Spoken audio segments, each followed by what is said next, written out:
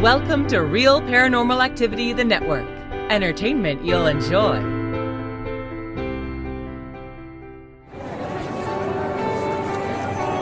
You are listening to an RPA production, where people gather.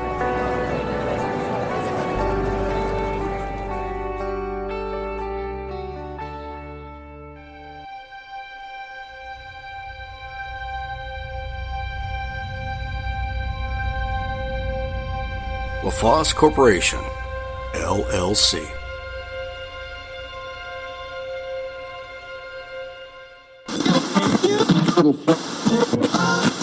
Hello, this is your presenter, Terry from Texas, with Terry's Mysterious Moments. I want to talk some more about urban legends. Now, the general thought about an urban legend or an urban myth is that it's a modern folklore genre. Genre means subject, group of subjects. It often consists of fictional stories associated with the macabre, with superstitions, ghosts, demons, cryptids, or extraterrestrials, or what has come to be known as creepypastas. Creepypastas are things like the Slender Man, things that people have come up with and others have taken and run with the stories and made them ridiculously realistic. And there are other fear-generating narrative elements in these stories. Urban legends are often rooted in local history and popular culture. Some of them have basis in fact. Some of them are, again, like I said about the Slender Man, they are taken and run with to the ridiculous, I think. The one I'd like to talk about today is the Beast of Bladenboro, more colloquially known as the Vampire Beast of Bladenboro or the Vampire Cat. And these were a string of wildlife deaths caused by a reported big cat-like animal from the winter of 1953 to 1954, appearing in Bladenboro, North Carolina. And apparently there have been some more recent episodes involving this creature. According to witnesses and trackers, it was likely a wildcat species, but its identity was ultimately not definitely confirmed. They could never catch one. They could never find one dead. They could never find one to shoot and examine.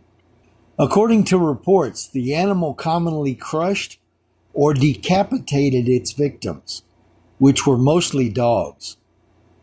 The first animal deaths possibly related to the beast were reported on December 29th of 1953.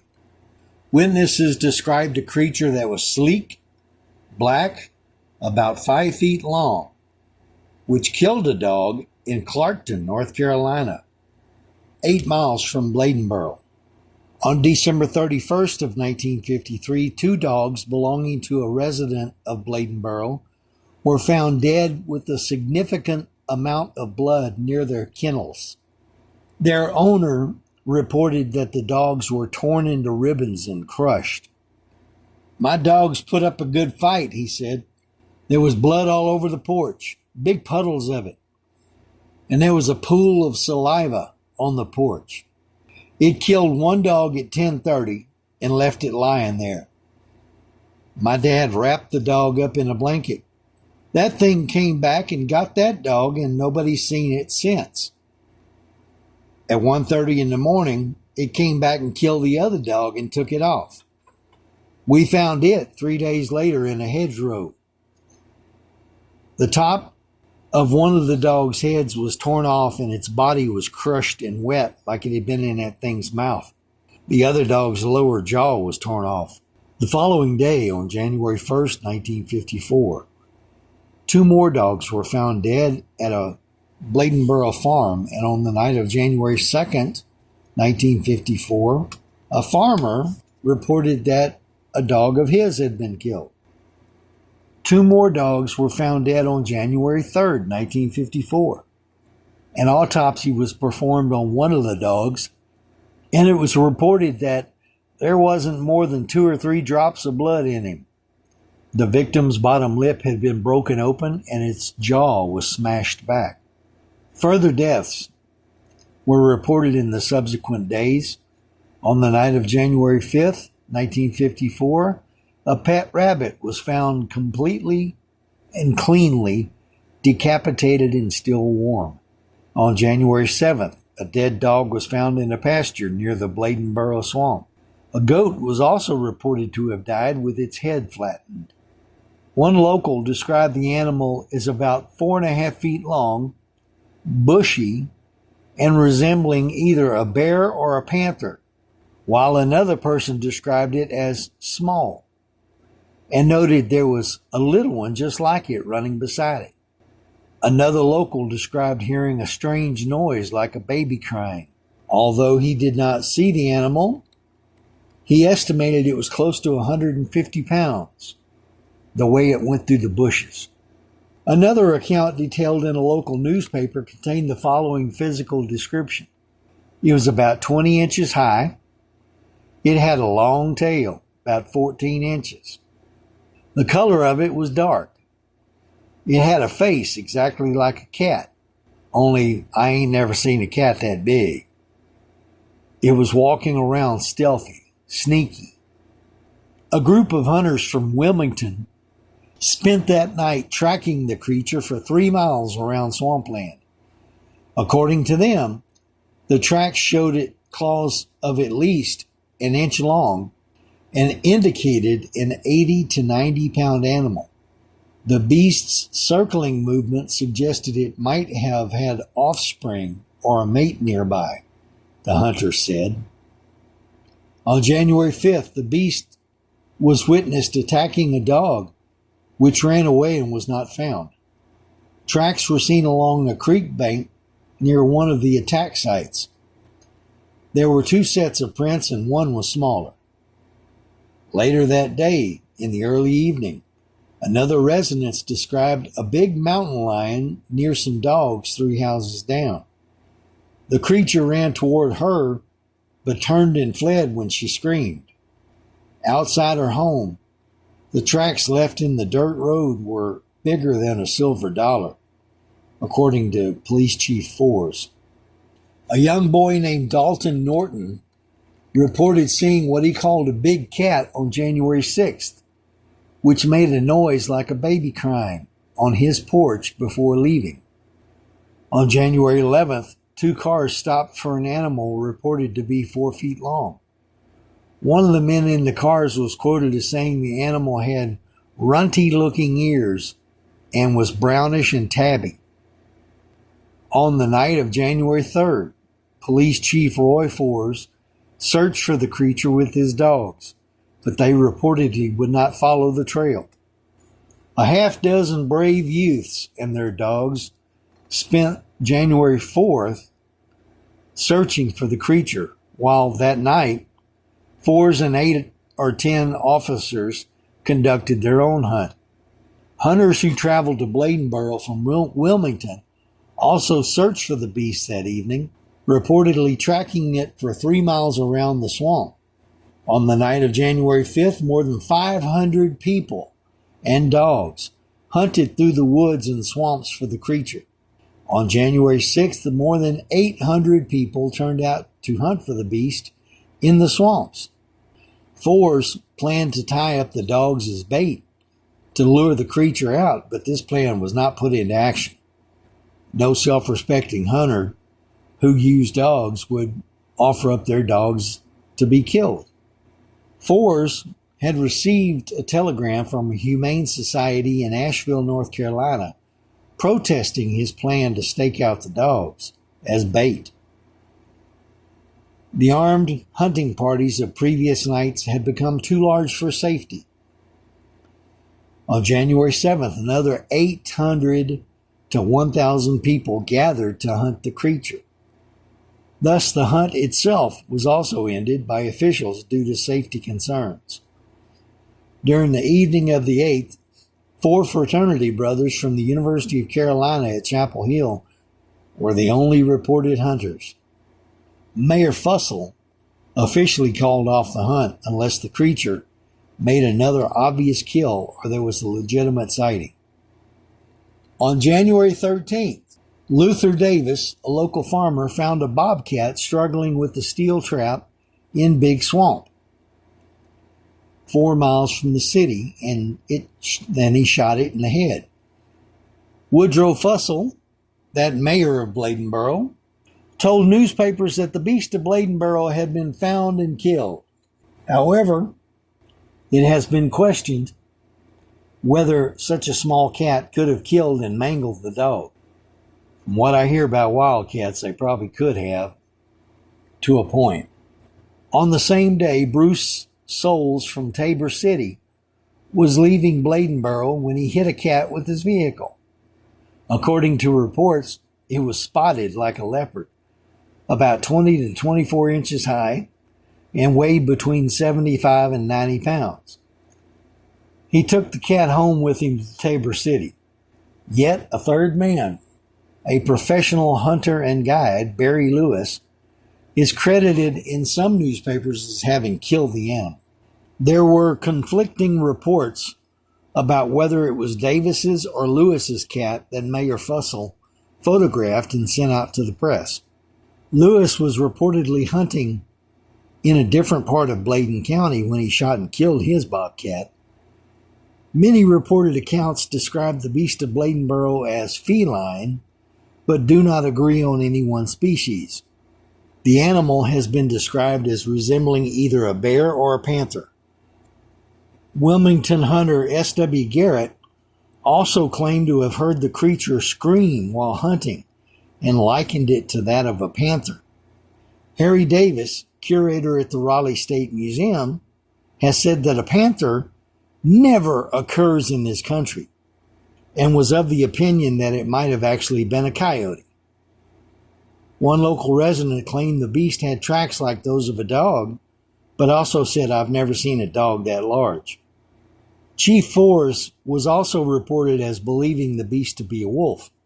He said that old folks say they remember seeing wolves in the Bay Swamp area and talk about them every now and then. C.E. Kinlaw described the creature as looking like a big mountain lion when it charged her on January 5th. Mountain lion is an exchangeable term, but it's typically used west of the Mississippi for cougar. Cougars are also called pumas. The game warden of Elizabeth City, North Carolina, Sam Colberth, said that the tracks he investigated indicated a catamount. And this is yet another name for a cougar, and it's a word I personally grew up with hearing from my mother. And she talked about those that have heard a catamount said it screams like a woman. Other people described the animal as being a wolverine, while others speculated that the creature may have been a wild police dog. A.R. Stanton, a man from Lumberton, North Carolina, thought that the beast of Bladenboro was a German shepherd and hound mix named Big Boy that he gave to a Native American boy who lived along the edge of Big Swamp. Big Boy was dark and had a long, bushy tail. Stanton claimed Big Boy was capable of leaping over a 6-foot fence and killed chickens from time to time. Lumberton veterinarian N.G. Baird said that it was very feasible that Big Boy was responsible for the attacks. Baird also said that it was possible Big Boy or another dog could have killed the other dogs and lapped up the blood rather than sucking it. Literature about the events of the winter of 53-54 tends towards skepticism, particularly about the publicity involved for the town through the sensational news reports. Mayor Fussell, who operated the town theater, went to Charlotte, North Carolina, on January 6th to book the film The Big Cat for a day. Fussell told an interviewer that he believed the creature to be a hoax and thought he was the one, and though he was the one who called the Wilmington papers about the dead dogs, Fussell told an interviewer that he believed the creature to be a hoax, even though he was the one who called the Wilmington newspapers about the dead dogs. He found the manner of their deaths strange and said that a little publicity never hurts a town. I don't know. Come to Bladenboro and get your dogs chewed up and torn. Doesn't sound like a very good sales pitch to me. A one-armed sign painter tailored his art to fit the sensationalism surrounding the events in 1954, making bumper plates claiming home of the beast of Bladenboro.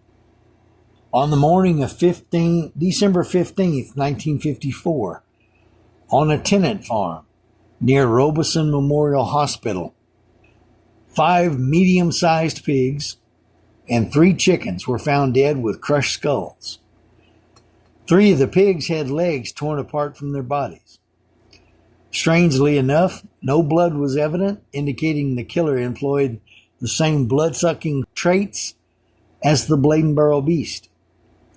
The next day, a stray dog was killed, which the county dog warden said was most probably the killer from the day before, even though the tracks found at the farm were not compared to the dead dogs.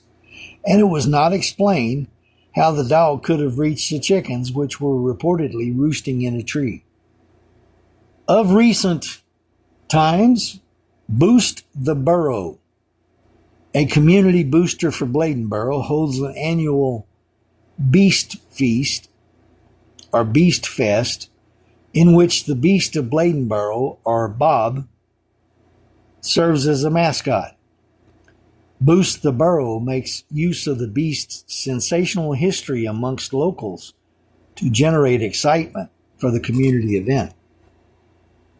Now, the Beast of Bladenboro, by many, is said to be a cat-like creature. There are so many urban legends about animals like this that call them cats. And of course, scientists who are supposedly in the know about things like this say, oh, they can't exist. Well, apparently they can, and they do, and know how to keep out of sight when they don't need to be seen. Do I think this Beast of Bladenboro was real? Yes. Because like I said, they've had some more recent reports of it. And what are these people why are they going to lie? I honestly don't think that if these people tell a story about some critter tearing their animals up, their pets, that it's going to be done in order to